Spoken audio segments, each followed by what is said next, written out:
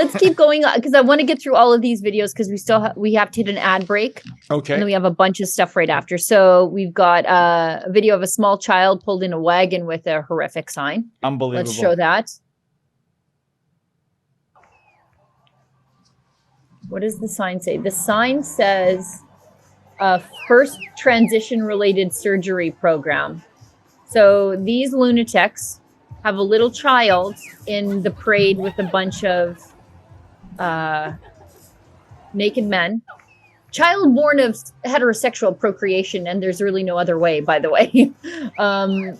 But yes, just gross. Just normalizing this nonsense for little kids. Let's keep going, though. We've got the nudists at the Toronto Pride where the children are present. Oh, more?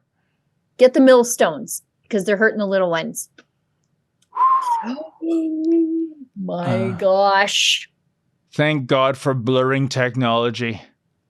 Thank you, post-millennial, for blurring this stuff. But yeah, as Jesus said, get the millstones. Like, these people need to be tossed into the ocean.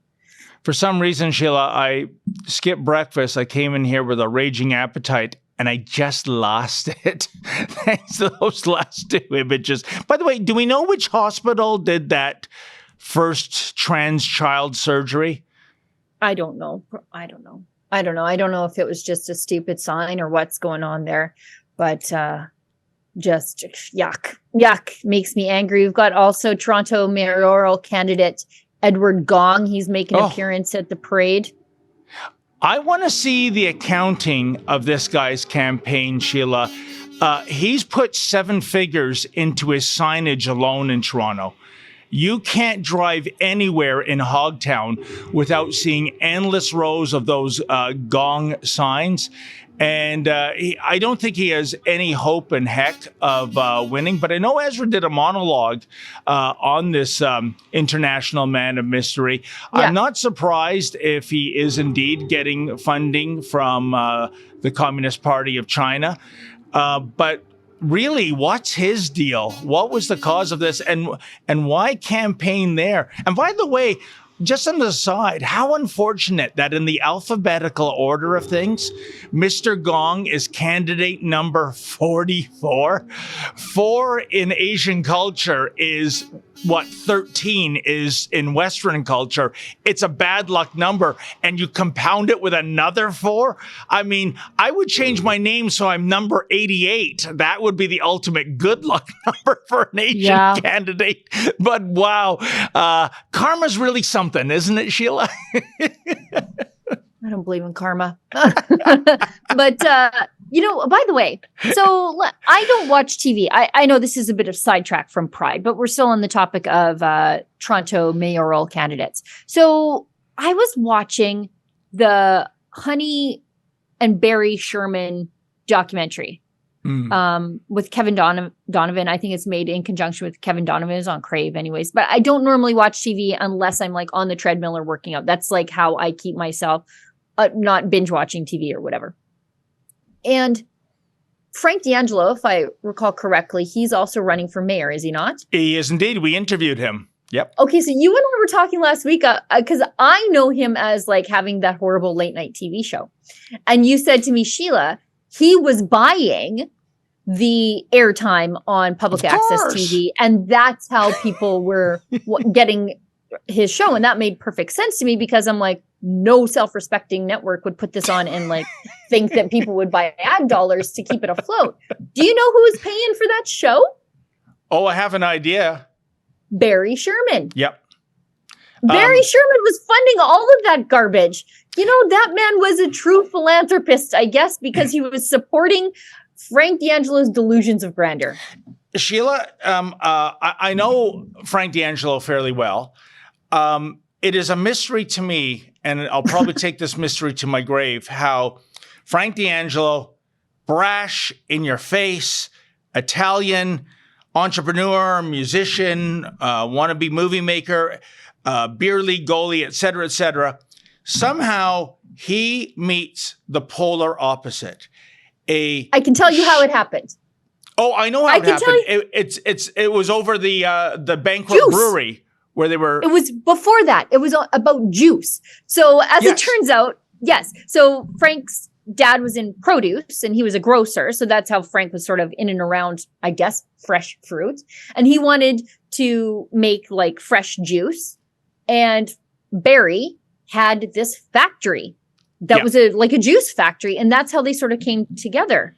It was very weird. And it was a fast friendship after that. Very odd. You've got it half right, Sheila. That factory, it was a state-of-the-art brewery that Barry Sherman was an investor in, and it went under before it started. The brewery came after, I thought. The brewery, the beer stuff came after. D'Angelo was going to go and buy like the kettles for the apple juice pressing because he was making apple juice. And when he saw this thing, it was like the Taj Mahal of microbreweries.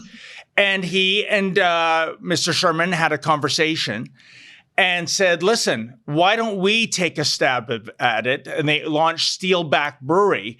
But he got into his juice first. Steelback came after. He was Frank D'Angelo was already making apple juice before then. Right. But I think that's how they came together was he needed access to the factory. Then they got this other factory. And anyways, it's episode 2 or 3 of the documentary. Okay. They talk about the juice and how Frank gets with Barry. Because Barry had this factory and then they got into the brew making business together. Like that was the second business. I could be getting this wrong. I was doing incline squats at the time. But regardless, Sheila, somehow the two came together.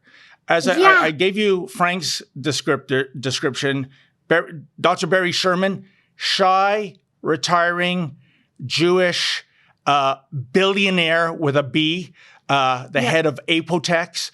And you couldn't find, talk about the odd couple. You could not find two more diverse personalities. Barry Sherman easily floated more than $100 million to Frank D'Angelo. At the height, Frank D'Angelo was the sponsor, the beer that was, of Coach's Corner and Hockey Night in Canada. That's huge money. Frank D'Angelo took over the Honda Indy for Toronto. Huge amount of money. Launched Cheetah. Huge ad campaign. Money and money pouring in by the millions. Not sure what the return was. And, I don't think, Dr. Sherman was in the business of losing money, but I think he lost a bucket load of it with all those ventures. Again, Sheila, the connection as to why Dr. Sherman was so enchanted with Frank D'Angelo, I'm not sure I understand. I'm not sure if I'll ever understand. And it's not like Barry Sherman was lacking for friends. It wasn't like he was trying to buy friends. He had lots of friends. He was pretty well beloved. He was a philanthropist. He was giving money away all over the place. Like if you were a lonely guy and he didn't have he did have enemies, of course, even within his own family. Sorry, Efron, we're on a big sidetrack here, but I just found everything very fascinating. There's an asterisk there too, Sheila. Yeah. Because one of the things about Dr. Sherman is that, and there's no shortage of contractors, dozens and dozens of contractors who he would hire. And it was almost like sport to him. He would complain about something, say, I'm not going to pay, let's go to court. So, and that was one of the ongoing theories in terms of him and his wife being murdered. Could it have been somebody in the trades that he crossed the wrong guy, screwed the wrong guy? But there was that. He was also notoriously cheap. I understand he drove like So was Honey. Pardon me? Honey. Honey was also notoriously cheap from what I understand. But his wife, she was cheap. But Honey was more of the philanthropist. She was more of the one raising money for charity. And in fact, there's an anecdote, Sheila, for Barry's 60th or 65th birthday, I can't remember which, she bought him a top-of-the-line brand new Cadillac. So not Cadillac, Mercedes-Benz. And Dr. Sherman lost his mind. He was furious. He ordered her to take it back to the dealership and get whatever money she could get back. And it wasn't like he wasn't in need of a car. I think he was driving like a 12-year-old beater at the time. So again, the idea of getting upset about your wife buying you a birthday gift of a brand new, beautiful car to getting into bed with a guy that's going through your money by the millions with nothing to show. I don't know. I don't know the particular pathology there. Okay, let's shut up. Let's show this video from the armed forces. The Canadian Armed Forces were at Toronto Pride. Let's show that, and then we'll hit the ad break. Good Lord. I can plastic. It's fantastic. Everywhere. Imagination. Come on, Bobby. Let's go, Bobby. It's just so cringy. Like plastic. It's fantastic. You can press my hand. Understand me everywhere. Okay, that's enough. I can't even. This is just. That's good. I'm good. You know, I'm Sheila, I'm a fan of the Village People. They've got some great dance hits, but I didn't foresee in the decades to come the Village People would actually become members of the armed forces. Real life. No, the Village People are real life. We're living through these horrible dark times. And you know who's looking at this and just laughing? China. Oh, of course. China. This is the best you have to offer. You ran all the good ones out. Because of your vax mandates. You either vaccine injured them, or they were conscientious objectors, so they left, or they're slowly retiring, quitting, as they say, because they're disgusted with the chain of command that did this to their fellow servicemen and women. And then what's the recruitment drive? Well, this, obviously. Great. You know, and by the way, very quick anecdote, because I know we got to go to an ad break because I mentioned the Village People. Lady Menzoid and I went to see them in concert in 1992 at the old Ontario Place Forum before it was torn down for that monstrosity called the Budweiser Theater. And it was the most diverse crowd you could imagine, like urban hipsters, senior citizens, a big contingent of the gay community was there, of course. And I'll never forget this, Sheila. The best moment of the show was the Village People performer that dressed up as the soldier, kind of like the guys you saw in that parade, for real. He saw a guy in the front row dressed exactly like him. And he had this real grimace on his face, and he left the stage and he marched up to him. And the guy who's dressing like him as a fan is full of apprehension. And when he gets to him, he stops and does a hard salute. And I got to tell you, the guy that was dressed up like him, it was a gay guy. He fainted. He fainted into the hands of his friends, right? Best concert moment ever. That's so funny. Okay, let's hit this ad break. I've had enough of the Toronto Pride Parade for the rest of my life. Several lives. Like, if you're into reincarnation, I'm good for a few lives. Hey, folks, that was a clip from the Daily Roundup. That is our live stream show that airs from 1 to 2 p.m. Eastern Standard Time, Monday to Friday. I'm usually here for 4 of the shows. Our Alberta team takes over on Fridays. And you know what? You can interact with the hosts. If you give us a small financial donation, we'll read your comment during the live stream.